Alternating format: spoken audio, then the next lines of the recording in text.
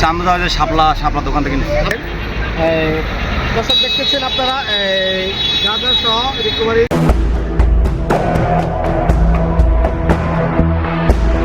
মানুষকে বোকা বানিয়ে ধোঁকা দিয়ে মাদক বিক্রির অভিযোগ। জানা যায় কালিয়াকৈর ভাতের হোটেলের আড়ালে নজরুল ইসলাম ও ফতেহা বেগমের মাদকের সাম্রাজ্য গড়ে তুলেছেন এবং তাদের কারণে অতিষ্ঠ এলাকাবাসী।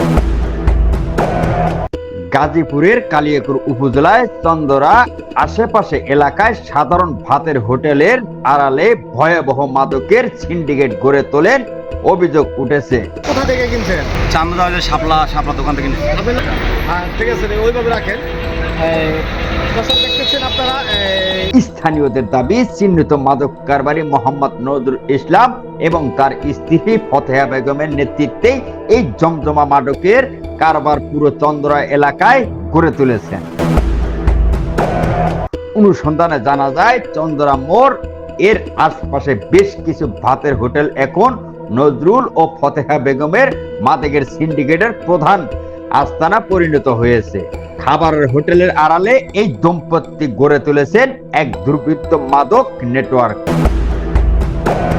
দিনের বেলায় সাধারণত রেস্টুরেন্ট হিসাবে চললেও এসব হোটেলের ভেতরেই গোপন কক্ষগুলোতে চলে আসছে ইয়াবা, ফেন্সিডিল, বিভিন্ন মরণঘাতী মাদকের পাইকারি ও খুচরা বেচাকেনা। নাম প্রকাশে অনিচ্ছুক স্থানীয়দের বাসিন্দারা জানান, মোহাম্মদ নজরুল ইসলাম এবং তার স্ত্রী ফতেমা বেগম নির্দেশে পুরো চন্দরা এলাকায় মাদকের বিস্তার ঘটাচ্ছে। অভিযোগ রয়েছে এইসব ভাতের হোটেলের আড়ালে নজরুল ফতেহা দম্পতির আবাসিক হোটেলের বদলে খাবারের হোটেলের আড়ালে বেছে নিয়েছেন প্রশাসনের চোখকে ফাঁকি দিতে। তাদের এই জমজমাট মাদক কারবারির কারণে এলাকায় চুরি ও ছিনতাইয়ের মতো অপরাধ উদ্বেগজনক হারে বৃদ্ধি পেয়েছে, যা সাধারণ মানুষের জানমাল নিরাপত্তার হুমকির মুখেও ফেলছে। প্রশাসনের হস্তক্ষেপ কামনা করে এলাকার সচেতন নাগরিকরা অবিলম্বে নজরুল আহমেদ ও তার স্ত্রী ফতেহা বেগমের এই মাদক সিন্ডিকেটের আস্তানা ঝটিকা অভিযান পরিচালনার জন্য প্রশাসনের প্রতি জোর দাবি জানিয়েছেন।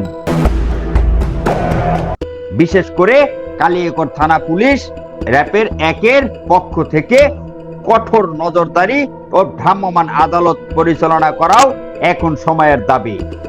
কালিয়াকৈর থানার ঊর্ধ্বতন কর্মকর্তার দৃষ্টি আকর্ষণ করা হলে তারা জানান, অপরাধমূলক কর্মকাণ্ড বা মাদক কারবারিদের সাথে যেই জড়িত থাকুক না কেন সুনির্দিষ্ট তথ্যের ভিত্তিতে আইনগত ব্যবস্থা গ্রহণ করা হবে। ডেস্ক নিউজ, কুমিল্লা ক্রাইম বার্তা।